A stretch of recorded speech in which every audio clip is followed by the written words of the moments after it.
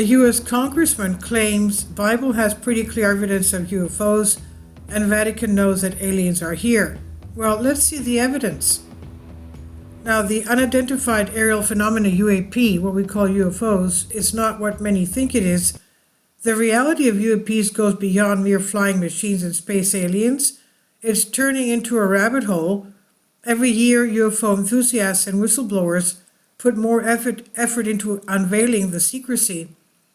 However, instead of revealing the truth, a new branch of mystery unfolds, adding another chapter to the UFO enigma.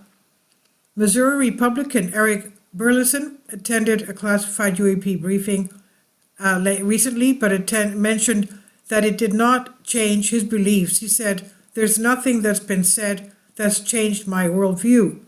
He also added that he believes the claims of people who testified in public but thinks there might be more to the story.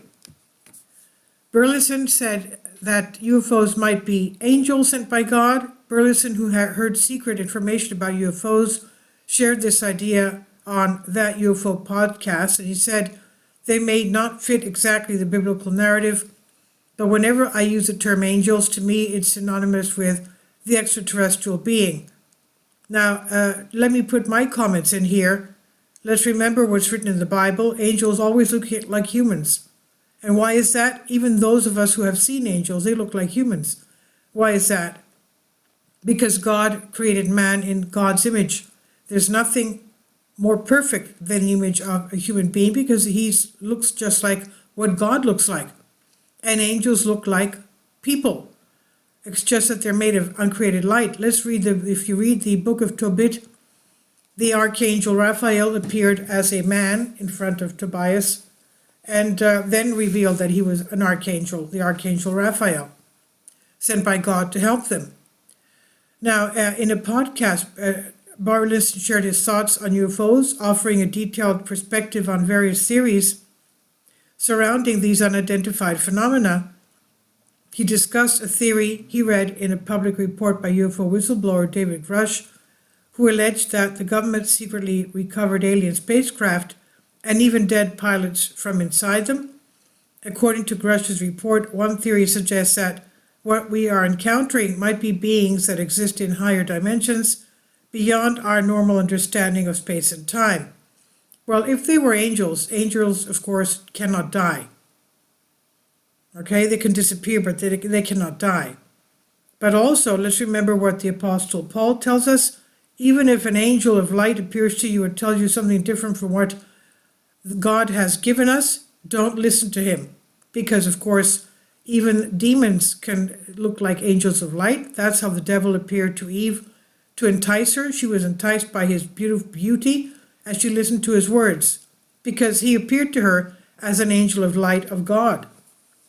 Now, going back to this, Burleson used the analogy of living on a two-dimensional surface and being encountered by a three-dimensional object to explain the idea of encountering something from a higher dimension. In this case, he suggested that we live in a three-dimensional environment and could be encountering something from a higher dimension where traditional concepts of distance might become irrelevant. He expressed skepticism about the probability of being visited by an alien race from a distant planet. Emphasizing the vast distances involved, Burleson questioned the likelihood of an advanced alien race traveling such long distances only to crash upon arrival on Earth. He leaned towards the idea that these phenomena were more likely to be extra-dimensional, existing beyond our usual understanding of dimensions. He also explained that various scriptures, including the Bible, describe messengers of God or angels as existing in dimensions beyond our own, while acknowledging the visual evidence and testimony from pilots regarding UFO sightings.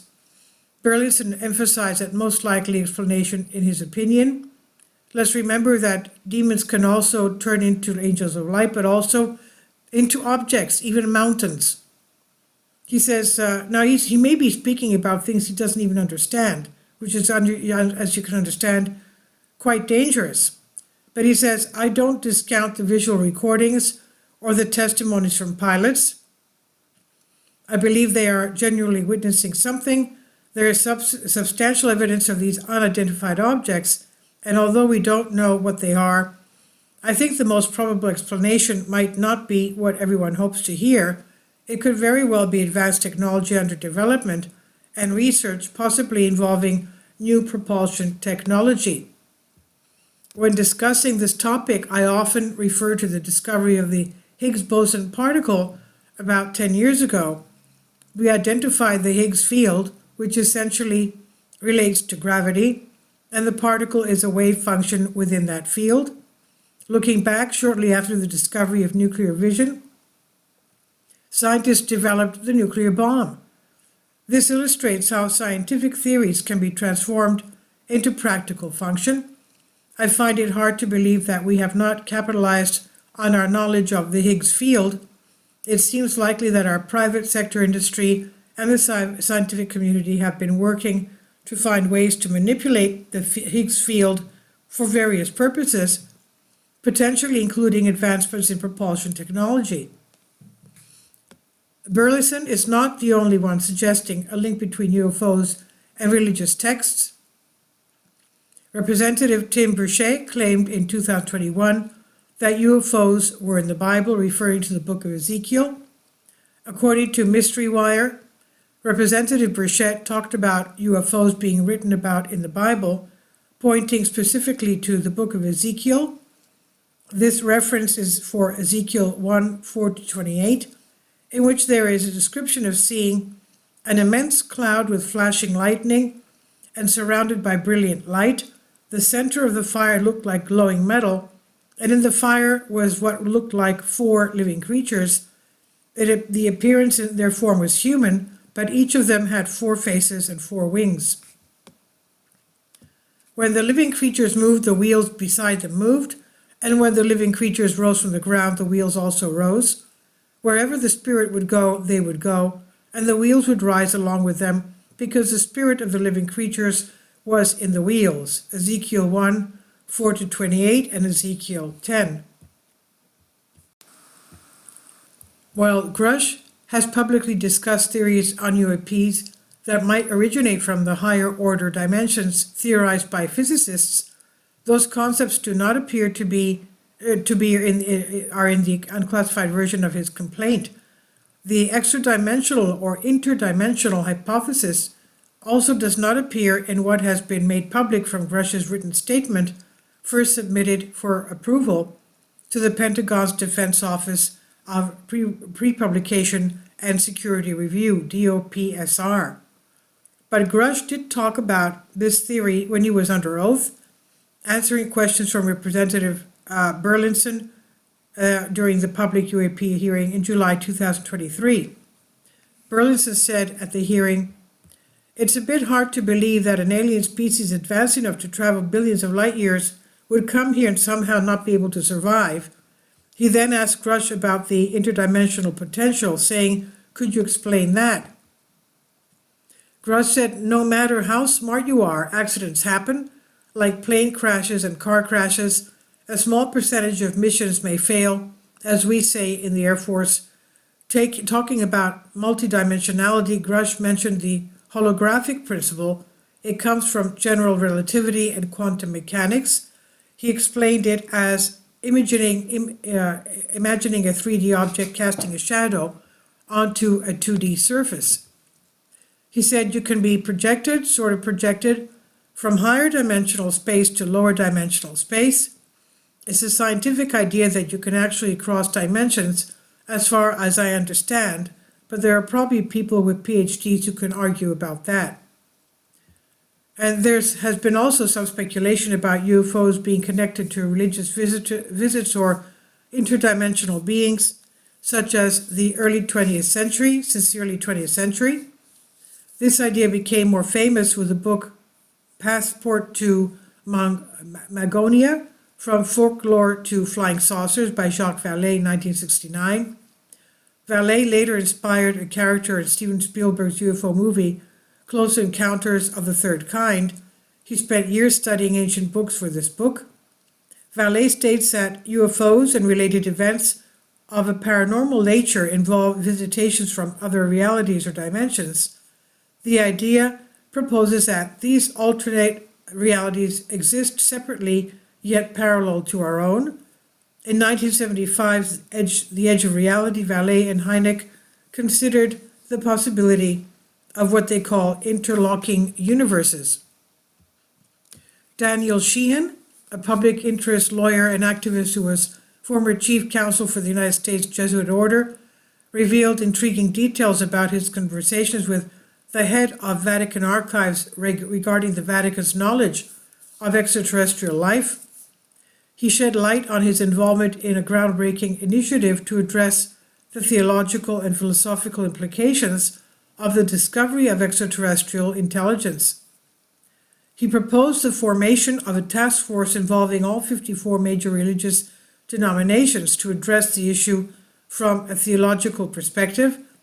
However, at that time there was insufficient consensus and the proposal was declined. Sheehan is currently working through his new Paradigm Institute to organize a global summit conference involving world religious leaders to discuss the recent recovery of an extraterrestrial spacecraft. Daniel Sheehan said the United States government is in possession of biological evidence and has actually taken into custody alive an extraterrestrial person. They're keeping this secret, interrogating the being, and distorting the information to justify massive expenditures on weapon development under the guise of a perceived threat. Sheehan highlighted the Vatican's acknowledgement of the possibility of extraterrestrial life. He referenced a formal statement issued by the Catholic Church November 10, 2009, authorized by Pope Benedict. The statement issued by Father Jose Gabriel Alfuz, a director of the Pontifical Observatory in Rome, recognized the increasing discovery of exoplanets and called for a global discussion on the philosophical and theological implications of the imminent discovery of extraterrestrial life. Sheehan disclosed that the government was telepathically interrogating the extraterrestrial biological entity EBO in custody. Despite acknowledging the bizarre nature of the revelation, Sheehan stood by the credibility of the information, having interviewed individuals directly involved in the process. The EBO allegedly conveyed that a coalition of star systems in our galaxy monitors the evolution of life on different planets, including Earth.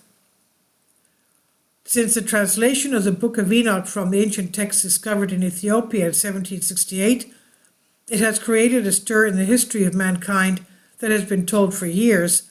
The Book of Enoch tells the story of the fallen angels called the Nephilim, or the Anunnaki. It's attributed to Enoch, the great-grandfather of Noah.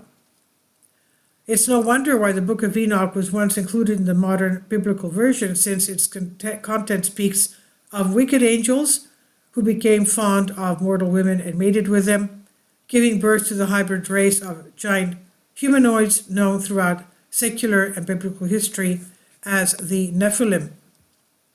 The Nephilims then taught humans great technologies that made us greedy and awful until God destroyed them with a great flood in order to prevent further harm to creation. This is a massively oversimplified summary, but given these themes, the Book of Enoch has understandably grown in popularity in recent years. So, what are UFOs? Jeremy Corbell says, UFOs appear to be part of a larger phenomenon, meaning UFOs are kind of an auxiliary implication of a much larger reality. So this idea that what we're seeing are machines from other planets, I'm unconvinced what we may be seeing is an alternative reality. Maybe it is something closer to dimensional travel. Former CIA officer Jim Sullivan says, yes, there's a force out there that can control our environment. The UFO phenomenon can be shocking, especially to children. David Grush says, for humanity, we are alone, or what happens when we die? Well, I don't know about you, but are we alone? Well, the answer is we're not alone, and I know that with 100% certainty, which is, as an intel officer, You never say 100%, but all these things pointed towards, based on the people I talked to, the phenomenon is real. It's been going on for thousands of years. People have been seeing strange things, and not everybody is mass hallucination. So that's the kind of my long diatribe about what is happening, David Grush said. And this is on Hows and Whys by Vicky Verma. Please leave your comments, and thank you for your support. Kindly support my Patreon account. The daily posts are 5 videos daily, and they are totally different from what I have on my YouTube channel. Thank you so much for your support, and that you find all my content so interesting. You'll find the Patreon account details in the description box below.